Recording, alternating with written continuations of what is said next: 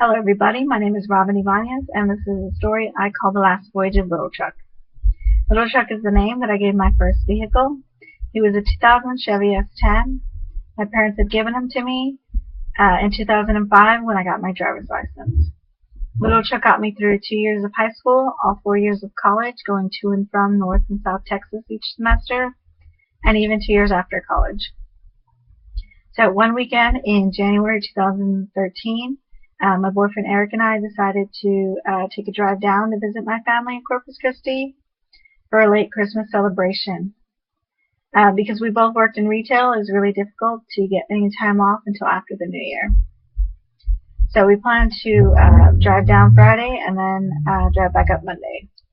I had to work that Friday, so Eric was going to drop me off and then pick me up as soon as I got out so we could start our trip. At breakfast, we joked about Little Truck breaking down or getting a flat tire in the middle of nowhere, not realizing anything bad would happen. On the way to work, we found out that Little Truck's acceleration wasn't working because it wouldn't go over 30 miles per hour. I panicked a little, worrying about how we were going to make this trip or whether I was going to even have a vehicle to get to work anymore. We decided to continue with the trip and start it right then and see how far Little Truck got us. So I called my boss and told her I wouldn't be able to come in that day, and we started our trip 4 hours early. Going through Dallas wasn't very difficult because of all the heavy traffic. Speed wasn't an issue. It wasn't until we got onto more open highways that things became really rough. We stayed on the service road the whole way. Little Truck never made it past 40 miles per hour. Anytime he got close to 40 miles, we cheered him on, hoping it would make him go faster, but it never did. Sometimes, because there were no service lanes or because they were under construction, we had to get on the highway. This wasn't fun for anyone. I stayed in the right lane with my emergencies on, but people still got caught behind us.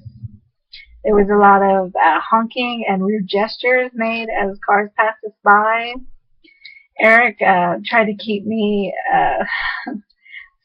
sane and level throughout the drive, making me laugh, and we just cheered Little Truck on, hoping this drive would end soon. By 5 o'clock, we had only made it to Temple, and I was exhausted, and I couldn't go any further.